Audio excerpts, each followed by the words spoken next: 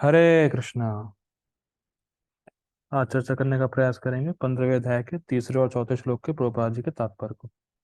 एक बार श्लोक पढ़ते हैं। न रूपमस्य तथोपलभ्यते नान्तु न चादिर्न च संप्रतिष्ठा अश्वत्थमेनं सुविरूढ़मूलम् असंग शस्त्रेण दृढ़ेन चित्वा ततः पदं तत्परिमार्गितव्यं यस्मिन् गता न निवर्तन्ति भूयः तमेव चाद्यं पुरुषं प्रपद्ये यथा प्रवृत्ति ही प्रसृता पुराणी। ठीक है, हम लोग प्रभुपाद जी का अनुवाद देखेंगे।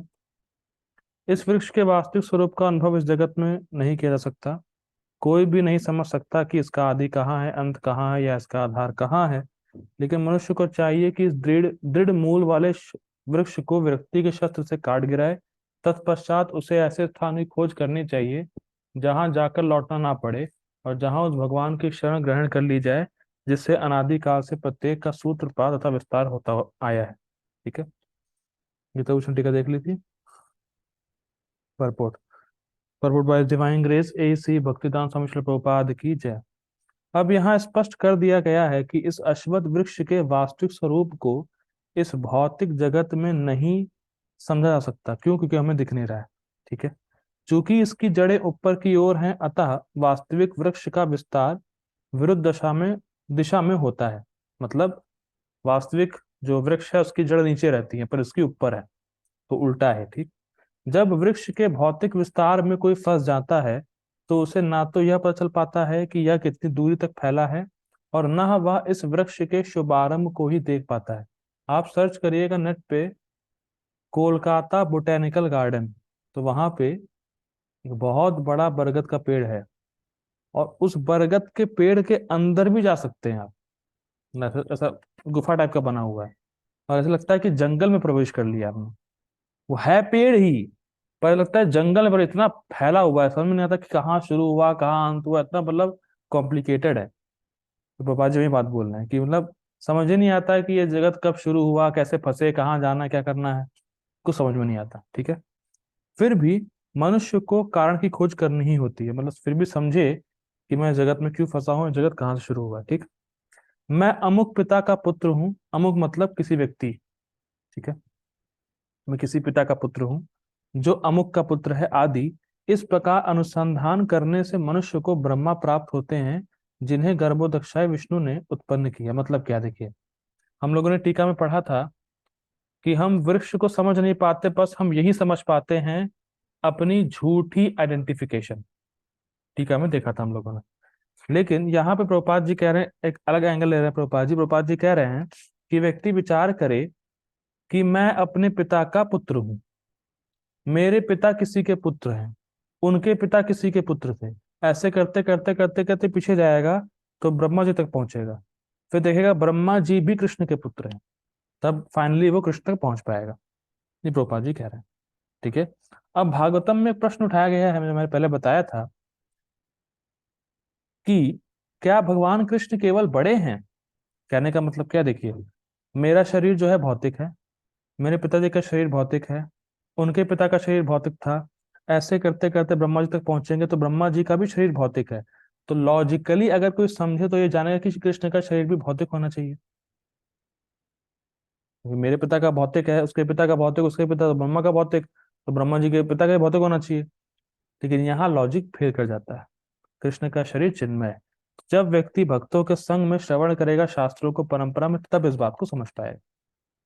ठीक है, अपने लॉजिक से काम नहीं होने वाला है, इसीलिए हर बार लॉजिक नहीं चलते। ठीक है, हम अपने लॉजिक से केवल यही समझ सकते हैं कि हम कृष्ण को लॉजिक से नहीं समझ सकते। ठीक है, इस प्रकार अंततः भगवान तक पहुंचा जा सकता है। मतलब ऐसे अगर रिसर्च करे कि मतलब मैं पिता का पुत्र हूं, मैं पिता का पुत्र, फिर वो ऐसे करते करते करते ऊपर जाएगा तो कृष्ण तक पहुंच जाएगा। ठीक, जहां सारी गवेषणा का अंत हो जाता है। गवेषणा मतलब रिसर्च, मतलब जब हम कृष्ण तक पहुंच गए तो ये सारी रिसर्च समाप्त। हम ये बात समझ गए कि भगवान श्री कृष्ण है और हमें उनकी भक्ति करनी है। ठीक, मनुष्य को इस वृक्ष के उद्गम परमेश्वर की खोज ऐसे व्यक्तियों की संगति द्वारा करनी होती है जिसने आईआईटी से पास आउट किया हो, फिर उसने आईएएस की तैयारी करी हो, फिर उसने एमबीए किया हो, फिर उसने पीएचडी कर रखी हो, आज वो साइंटिस्ट हो। ये लिखा है। जिन्हें उस परमेश्वर का ज्ञान प्राप्त हो। ठीक है ना। देखिए, हम साइंटिस्ट पे बहुत बिलीव कर लेते हैं।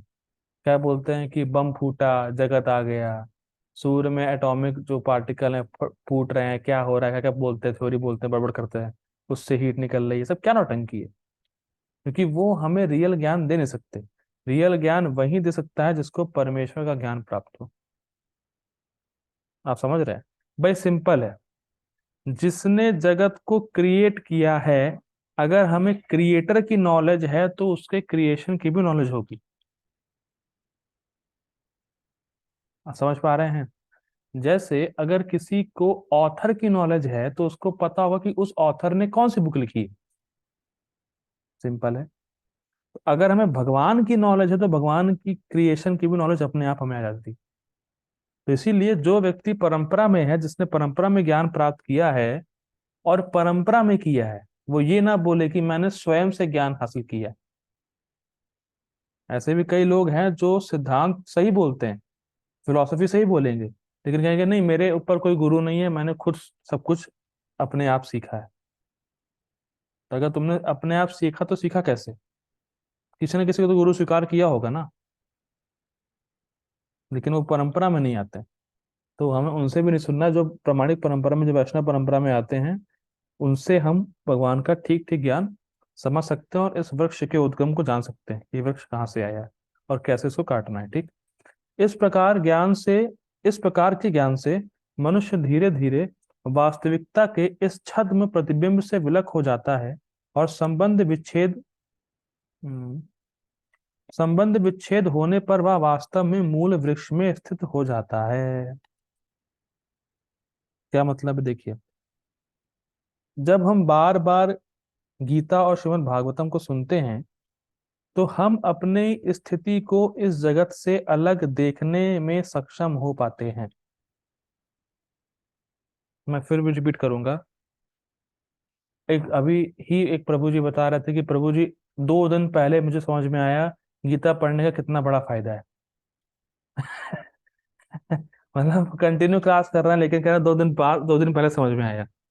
लेकिन अच्छी बात है, समझ में आया। ये भी अच्छा है। ठीक है, ज्यादा ज्यादा देर नहीं हुई है, अभी क्लास चल ही रही है।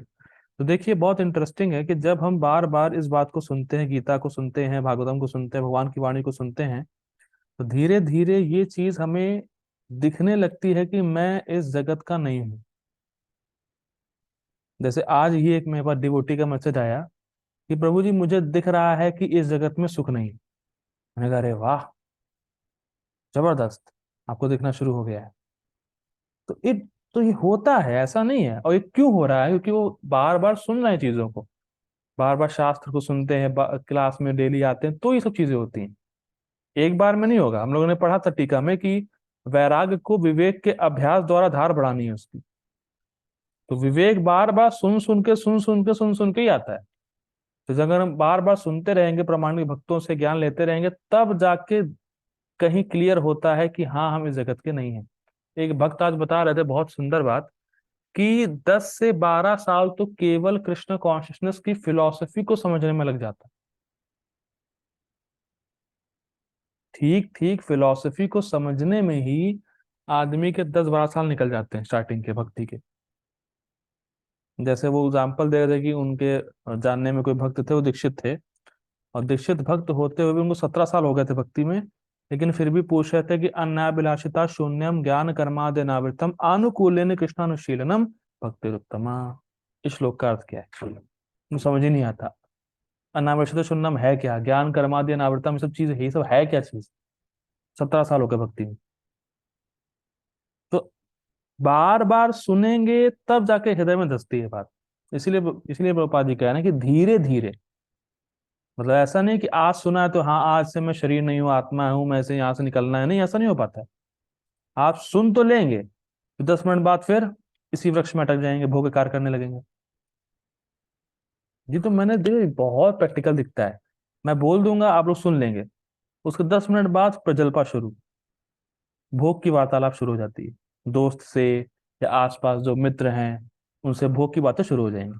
सब भूल जाते हैं कि क्या बताया था, हमें जगत के है नहीं, हमें प्रजल्प नहीं करना चाहिए, इससे भक्ति डाउन होती है। सब भूल जाते हैं। तो ये चीज को स्थित होने में टाइम लगता है, इसके लिए बार बार सुनना पड़ता है। ठीक है, ये बात रूपा जी कह रहे हैं, जब बार बार सुनेंगे तो ये प्रभाव होगा कि मैं कृष्ण का हूँ, मुझे कृष्ण की सेवा करनी है, और तब हम अपने संबंध को, मतलब झूठी आइडेंटिफिकेशन को अलग करेंगे और सही आइडेंटिफिकेशन की तरफ आगे बढ़ेंगे। ठीक है, आगे बढ़ते हैं। इस प्रसंग में असंग शब्द अत्यंत महत्वपूर्ण है, क्योंकि विषय भोग की आसक्ति तथा भौतिक प्रकृति में प्रभुता अत्यंत प्रबल होती है। मतलब हमारी जो भोगने की प्रवृत्ति है वो बहुत डीप रूटेड है हमारे हृदय में, बहुत डीप रूटेड है। देखिए, मैं कहना नहीं चाहूंगा, लेकिन इतनी डीप रूटेड है कि हो सकता है हमें भक्ति करे हुए बहुत साल हो चुके हो, लेकिन हल्की सी भी असावधानी हमें एक झटके में पूरी भक्ति से अलग कर सकती है। इतनी डीप रूटेड है, बहुत ही गंभीर बात है। हो सकता है आप 20-22 साल से भजन कर रहे हो, लोगों की नजर में बहुत अच्छे भक्त हों, बहुत अच्छे प्रचारक हों, और जहां आपको ये लगा अरे मुझे तो सब गीता का ज्ञान आता है, मैंने तो कई क्लासेस दी हैं, मेरे कई बैच हो चुके हैं, मेरे कई स्टूडेंट्स हैं, वो अच्छी भक्ति कर रहे हैं, अगर ये दिमाग में आ गया कि यार मेरे स्टूडेंट्स तो बहुत अच्छी भक्ति कर रहे हैं तो मैं तो बड़ा अच्छा हूं ही, बस एक झटके में, विद इन अ सेकेंड आप भक्ति से आउट हो जाएंगे। टाइम लगता है भक्ति से आउट होने में, क्योंकि प्रवृत्ति, जो भौतिक प्रकृति पर प्रभुत्व जताना या जो भोग की आसक्ति इतनी ज्यादा डीप रूटेड है, इतनी ज्यादा है कि इसको टाइम लगता है, बहुत टाइम लगता है इसको कटने में। इसीलिए असंग मतलब धीरे धीरे विरक्ति बढ़नी बढ़नी चाहिए। हम लोग कल देख ही रहे थे प्रभुपाद जी के परपुट में कि भक्ति में प्रगति का अर्थ है कि भौतिक भोगों से विरक्ति और कृष्ण की सेवा में आसक्ति। तो ये चेक करना है कि कितनी अभी है। और ये देखिए, आर्टिफिशियल नहीं होता है। आप आर्टिफिशियल तरीके से किसी से कह नहीं सकते अरे प्रभु जी मुझे तो कृष्ण की सेवा करना अच्छा लगता है, बस कह दिया और फिर करेंगे नहीं। आर्टिफिशियल नहीं है, आपको खुद चेक करना, आपको एनालाइज भी करना आना चाहिए। केवल बोलने से काम नहीं चलेगा, हाँ प्रभु जी मुझे कृष्ण की सेवा करना चलता है, मुझे कोई भौतिक भोग नहीं चाहिए, मैं तो विरक्त हो गया हूँ। इतना आसान होता तो हर कोई विरक्त घूम रहा होता। केवल बोल देना सफिशिएंट नहीं है, उसको हृदय में धारण करना और देखना। आज ही एक भक्त ने मुझे अ, कदम कान्य स्वामी महाराज जी का बहुत सुंदर लेक्चर भेजा कि हम गीता के सारे श्लोकों को रिसाइट कर सकते हैं बाय हार्ट, लेकिन एक श्लोक को भी अगर जी लिया है वो इंपॉर्टेंट है। लेक्चर देना कोई बड़ी बात नहीं है, लेकिन जो बोल रहे हैं उसको जीना बड़ी बात है। तो ये टेस्ट हमेशा कृष्ण लेते हैं। जैसे मैं कुछ बोला और मैं उस पर खरा उतरूंगा नहीं उतरूंगा, वो कृष्ण हमेशा टेस्ट लेते रहते हैं। तो ये बहुत इंपॉर्टेंट है कि जो हम बोले उस पर खरे उतरे, और जितना हम जो बोल रहे हैं उस पर खरे उतरेंगे, उतनी हमारी वाणी में दम होगी, उतना हम सामने वाले के जीवन में परिवर्तन ला पाएंगे। ये बहुत इंपॉर्टेंट है। ठीक है, ये बहुत डीप रूटेड है, इसीलिए धीरे धीरे शास्त्रों का श्रवण करेंगे, भक्तों का संग करेंगे, तो व्यक्ति को डेवलप करेंगे, तब इस यहाँ से निकल पाएंगे। और ये बहुत डीप रूटेड है, बहुत धीरे धीरे होगा ये, और एक झटके में नहीं होगा। ठीक है, अतएव आगे पढ़ते हैं। कहाँ पे थे? प्रबल, हाँ प्रबल होता है, ठीक है। अतएव प्रामाणिक शास्त्रों पर आधारित आत्मज्ञान की विवेचना द्वारा व्यक्ति सीखनी चाहिए। इसको मैं, इसको प्लीज अंडरलाइन कर लीजिएगा आप लोग गीता हो आपके पास तो।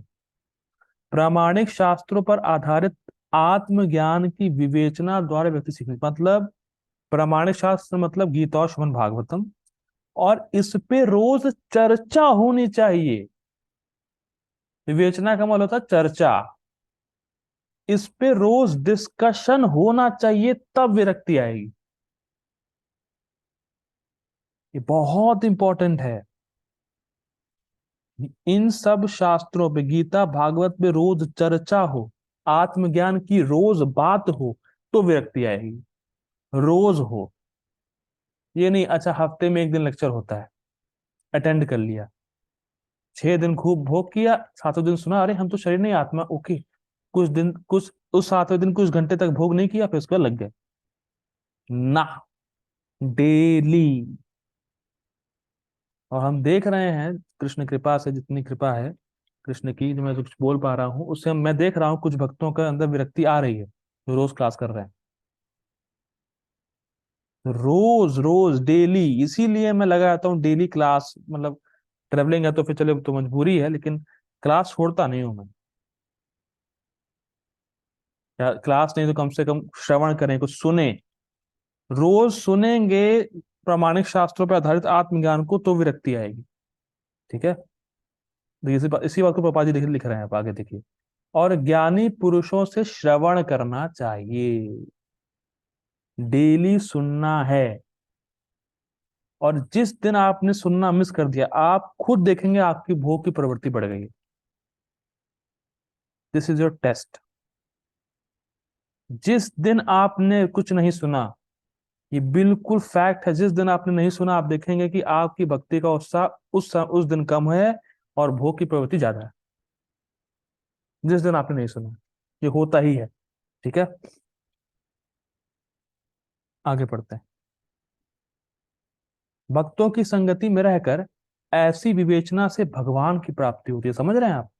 भक्तों के संग में श्रवण करेंगे, शास्त्रों की चर्चा करेंगे, उससे भगवान आपको प्राप्त हो जाएंगे। क्या प्रभुपाद जी की लाइन है, देखिए। भक्तों की संगति में रहकर ऐसी विवेचना से भगवान की प्राप्ति होती है। तो जो हम लोग क्लास कर रहे हैं, डेली जो डिस्कशन हो रहा है, ये कोई सामान्य डिस्कशन नहीं है।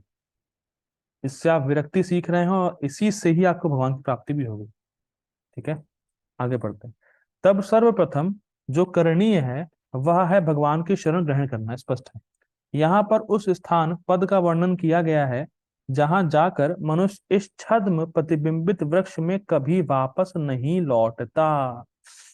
गोपाल जी के लाइंस यार आज हिट कर रही हैं, समझ में नहीं आ रहा है कि बड़ी इंटरेस्टिंग लिखी है।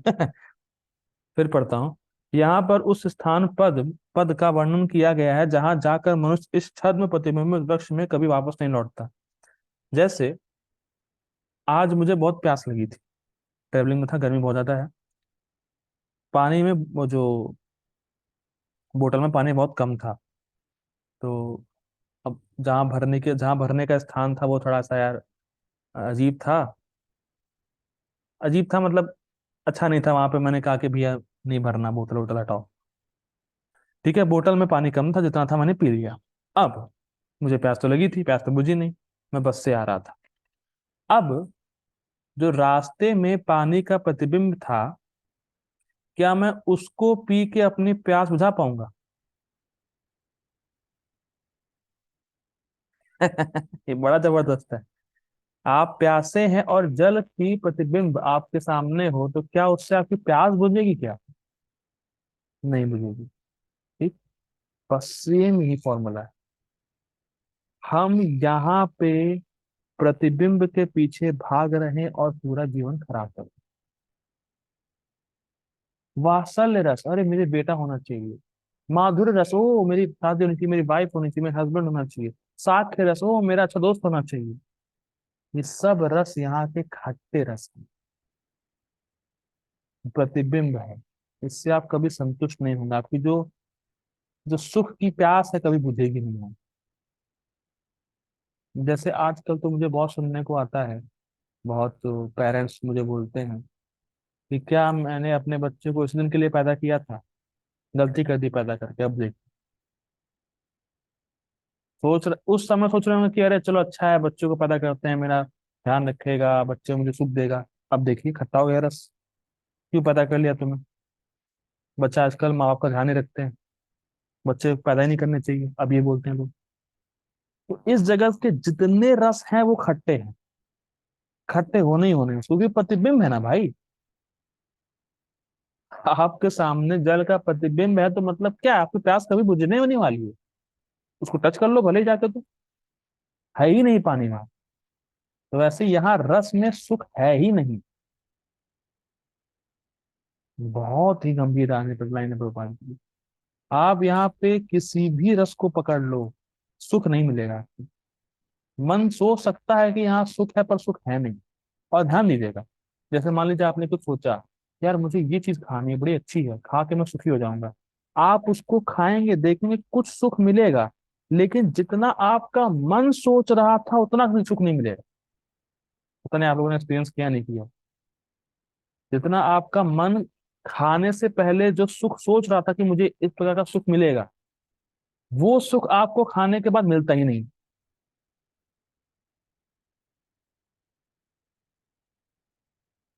कहता अरे यार इसमें क्या था, तो यार खत्म हो गया, कुछ मजा ही नहीं आया।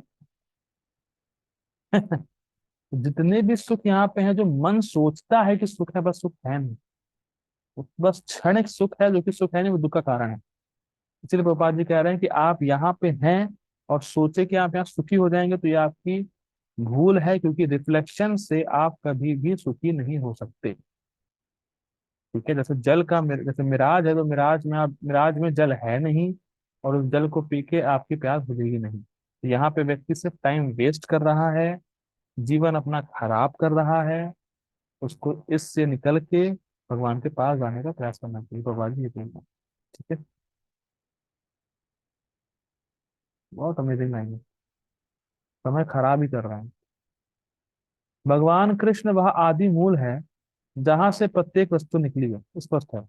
उस भगवान का अनुग्रह प्राप्त करने के लिए केवल उनकी शरण ग्रहण करनी चाहिए, जो श्रवण कीर्तन आदि द्वारा भक्ति करने के फल स्वरूप प्राप्त होती है।